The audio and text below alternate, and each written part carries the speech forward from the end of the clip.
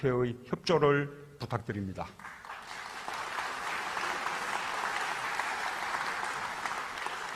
권력이 국민의 기회를 빼앗는 일도 없어야 합니다. 최근 드러난 공공기관 채용 비리는 우리 청년들이 무엇 때문에 절망하고 있는지 그대로 보여주었습니다. 공공기관이 기회의 공정성을 무너뜨리는 일은 결코 용납할 수 없습니다. 구조적인 채용 비리 관행을 반드시 혁파하겠습니다. 공공기관의 전반적 채용 비리 실태를 철저히 규명하여 부정행위자는 물론 청탁자에게도 엄중한 책임을 묻는 시스템을 갖추겠습니다. 정부는 국가기관과 공공부문, 더 나아가 사회 전반의 부정과 부패, 불공정이 국민의 삶을 억압하는 일이 없도록 모든 노력을 다해갈 것입니다. 더 이상 반칙과 특권이 용인되지 않는 나라로 정의롭게 혁신하겠습니다. 그 일에 국회가 함께해 주실 것을 요청드립니다.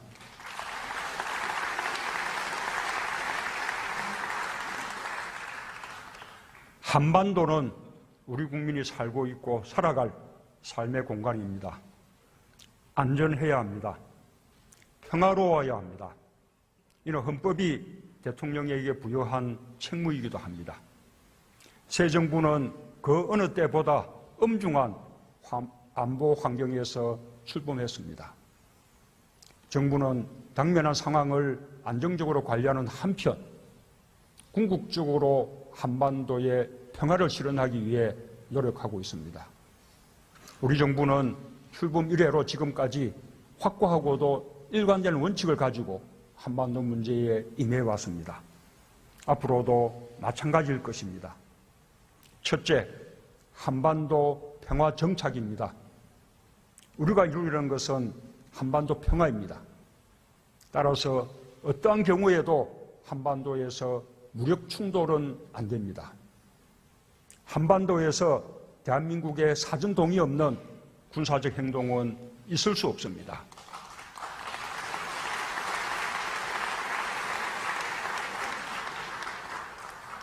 둘째, 한반도 비핵화입니다. 남북이 공동선언한 한반도 비핵화 선언에 따라 북한의 핵 보유국 지위는 용납할 수도 인정할 수도 없습니다. 우리도 핵을 개발하거나 보유하지 않을 것입니다.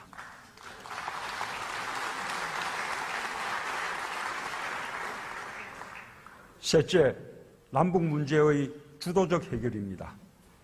우리 민족의 운명은 우리 스스로 결정해야 합니다.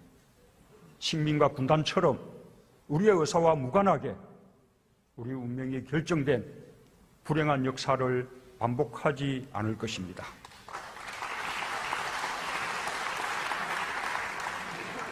넷째, 북핵 문제의 평화적 해결입니다.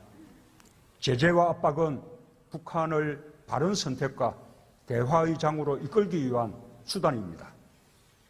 우리 정부의 원칙에 미국은 물론 국제사회도 인식을 함께 하고 있습니다. 다섯째, 북한의 도발에 대해서는 단호히 대응하는 것입니다. 이를 위해 압도적인 힘의 우위를 확보해야겠습니다. 굳건한 한미동맹을 토대로 국제사회와도 적극 공조하겠습니다.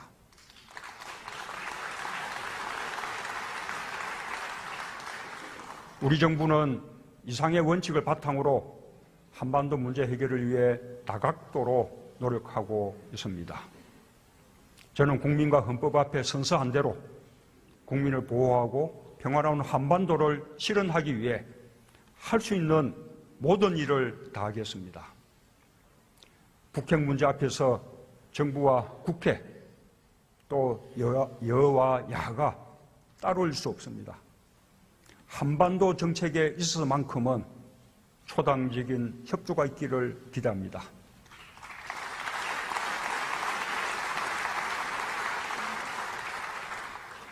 존경하는 국민 여러분, 국회의원 여러분, 정부는 사람 중심 경제를 본격 추진하고 민생과 튼튼한 안보를 뒷받침하기 위해 2018년 예산안과 세법 개정안을 국회에 제출했습니다. 내년도 예산안 총 지출은 429조 원입니다. 올해보다 7.1% 증가한 수준으로 세계 금융위기 이후 가장 높은 증가율입니다. 새 정부 출범 후 처음 편성한 예산입니다. 경제와 민생을 살리기 위해 재정이 보다 적극적인 역할을 해야 한다고 판단했습니다. 재정 건전성 유지에도 만전을 기했습니다. 불효불급한 예산에 대한 강도 높은 구조조정을 통해 11조 5천억 원의 지출을 줄였습니다. 5조 5천억 원의 추가 세수가 확보되도록 세법 개정안도 제출했습니다. 국가 채무는 GDP 대비 39.6%로 올해와 비슷한 수준을 유지하도록 했습니다. 내년도 예산안과 세제 개편안은 일자리, 가계소득 증대, 혁신성장, 국민 안전과 안보에 중점을 두었습니다. 먼저 일자리 예산을 대폭 증액했습니다. 올해보다 2조 1천억 원 증가한 19조 2천억 원입니다. 우리 국민들, 특히 청년들에게 가장 절실한 예산입니다. 요즘 우리 경제가 좋아지고 있는데 고용 상황이 개선된다면 우리 경제는 더욱 상승세를 탈 수 있을 것입니다. 공공부문이 고용 창출을 선도하고 국민들에게 필요한 서비스를 제대로 제공할 수 있도록 했습니다. 경찰, 집배원, 근로감독관 등 민생 현장 공무원 3만 명을 늘리고 보육, 요양 등 사회서비스 일자리도 1만 2천 개 만들겠습니다. 민간 부분에서도 좋은 일자리가 많이 만들어지도록 지원하겠습니다. 중소기업이 청년 3명을 정규직으로 채용할 경우 1명분 임금을 지원하는 중소기업 추가 채용 제도를 내년에 2만 명으로 늘리겠습니다. 고용을 늘린 중견기업과 중소기업에 대한 세제 지원을 확대하겠습니다. 일자리 질을 개선하기 위한 지원도 강화했습니다. 예산안이 통과되면 비정규직을 정규직으로 전환하는 중소기업은 1인당 전환 지원금과 세제 지원이 대폭 늘어납니다. 임금을 인상한 중소기업의 세액 공제율도 2배 확대됩니다. 둘째, 국민들의 가처분 소득을 늘려주는 예산을 대폭 증액했습니다. 가계의 기초소득을 늘리고 생계비 부담을 줄여줌으로써 소비나 저축에 여력이 생기도록 하려는 것입니다. 서민층의 소득 증대는 소득주도 성장의 기반이기도 합니다.